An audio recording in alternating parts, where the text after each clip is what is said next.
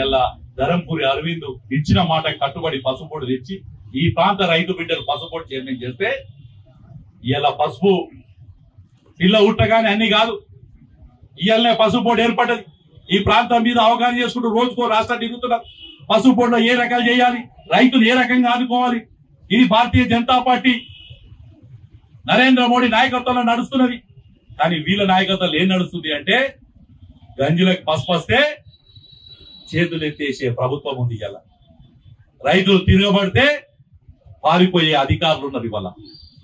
ఇవాళ నేను చెప్తున్నాను, ఇందూరు భారతీయ జనతా పార్టీ శాఖ తరఫున ఈ సత్యాగ్రహం ద్వారా కాంగ్రెస్ నాయకులకు ఒకటే కోరుతున్నాను, ఏ గ్రామమైనా ఇందూరు జిల్లాలో 100కు 100% రుణమాఫీ 2 లక్షల రూపాయల దాకా అయింది అని చెప్పి నిరూపించండి. మీరు మాట్లాడదాం. రైతు భరోసా అందరికీ వచ్చిందని చెప్పి నిరూపించండి. మీరు మాట్లాడదాం. ఇలా కౌలు రైతులకు 12,000 రూపాయలు ఇస్తామన్నారు. ఏమైంది కౌలు రైతుల 12,000 అని అడుగుతున్నాను. ఏది చెప్పినా ఏది మాట్లాడినా రైతుకు అన్యాయం చేసుడు తప్ప న్యాయం చేసే పరిస్థితి లేదు. అదే కేంద్ర ప్రభుత్వం నుంచి రైతులు ఆదుకునేందుకు ఎరువుల మీద, యూరియా, డిఏపి అన్నిటి మీద కూడా దగ్గర ఎకరానికి 27,000 రూపాయలు కేంద్ర ప్రభుత్వం సబ్సిడీ భరించి రైతులు ఆదుకునేందుకు ప్రయత్నం చేస్తుంటే కనీసం ఇలా వడ్లు కొనుగోలు కేంద్రాలు చూస్తుంటే బాధ అనిపిస్తుంది. వడ్లు రైతు ఒక దిక్కు ఆకాశాన్ని చూస్తున్నాడు, చెడగొట్టు వానలు వస్తాయి.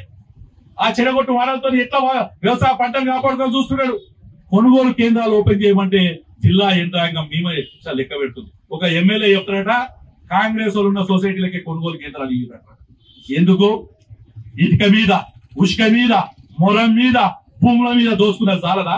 రైతు వడ్ల మీద కూడా దోసుకుంటారని అడుగుతుంది. మనం ఎందుకు ఈ దోపిడీ అని అడుగుతున్నా నేను. వ్యవసాయ ఉత్పత్తిదారుల సంఘం అని చెప్పి రైతులు అక్కడక్కడ సంఘాలు పెట్టుకున్నారు. గతంలో ఆ వ్యవసాయ ఉత్పత్తిదారుల సంఘాల్లో కొనుగోలులో రైతు లాభపడ్డాడని చెప్పి రిపోర్ట్ ఉంది. ఒక్క గింజ కూడా రైస్ మిల్లులకు ఇవ్వకుండా, ఒక్క గింజ కూడా రైతుకు నష్టపడకుండా వ్యవసాయ ఉత్పత్తిదారుల సంఘం ఒక దిక్కు కొనుగోలు చేస్తుంటే వాళ్ళకి ఇయ్యరట. కాంగ్రెస్ పార్టీ నాయకులు ఉన్న దగ్గర, లేకపోతే కాంగ్రెస్ పార్టీ నాయకుల పేరు చెప్పి మహిళా సంఘాల పేరు మీద, అదే మళ్ళీ పోయి రైస్ మిల్లల్లా మిగతా దగ్గర కర్త పేరు మీద, మిగతా దాని పేరు మీద డబ్బులు దోసుకునేందుకు ఇలా ప్రయత్నం చేస్తున్నారు. కాబట్టి భారతీయ జనతా పార్టీ తరఫున హెచ్చరిస్తున్నాం, మీరు ఇట్లా రైతుల గురించి ఇప్పుడే నేను జిల్లా కలెక్టర్ గారితో మాట్లాడాను.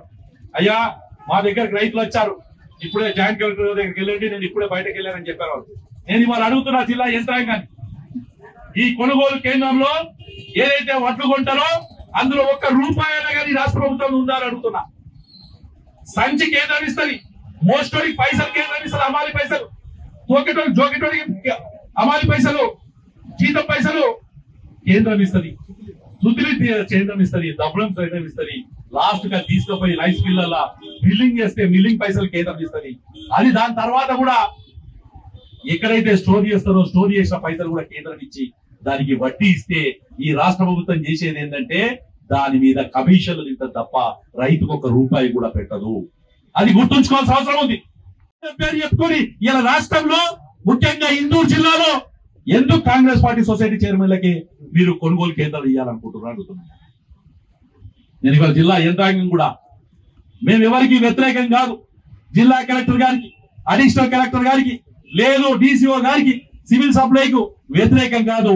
కానీ రైతు ఇప్పటికే ఈ జిల్లాలో ఒక దిక్కు వర్షాలు లేక, సరైన సాగునీరు లేక విపరీతమైన పంట నష్టపోయింది.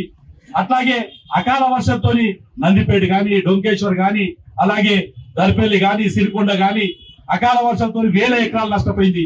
ఆ రైతును ఆదుకునేందుకే మేము మీ మీద పోరాడాల్సి వస్తుందని చెప్తున్నాం. అలాగే భారతీయ జనతా పార్టీ తరఫున మేమందరం కూడా, ఇక్కడికి వచ్చిన వాళ్ళందరం కూడా ఒకటే ప్రతికూలుడు, రైతుకు న్యాయం జరిగే వరకు రైతు వెంబట బీజేపీ ఉంటుందని చెప్పి తెలియజేసుకుంటూ మీ అందరికి కూడా ఒకటే చెప్తున్నాను, ఎక్కడ ఏ అవసరం వచ్చినా రైతుకు లేదు ప్రజలకు ఏ అవసరం వచ్చినా అక్కడ భారతీయ జనతా పార్టీ నాయకత్వం ఉండాల్సిందే. మొన్న రాత్రే అకాల వర్షాలు వస్తే అదే రోజు తెల్లారెటలకే 6-7 గంటలకెళ్ళే బీజేపీ శ్రేణులందరూ కూడా అక్కడ ఉన్నారు. నేను ధన్యవాదాలు తెలియజేస్తాను. ఎందుకంటే కష్టం ఉన్నప్పుడే నిలబడ్డమే ఆప్యాయత. అందరి న్యాయమే భారతీయ జనతా పార్టీ ముఖ్య ఉద్దేశం. కాబట్టి మరొక్కసారి ఈ వేదిక ద్వారా ఈ జిల్లా కాంగ్రెస్ నాయకులకు ఇంకా లెటర్ ప్యాడ్ కొట్టియలే. ఒక ఆయనేమో హోమ్ మినిస్టర్ వస్తుంది అన్నాడు, ఒక ఆయనేమో విద్యాశాఖ మంత్రి వస్తుందని చెప్పి ఇవి పెట్టుకుంటారు, పోస్టు పెట్టుకుంటారు.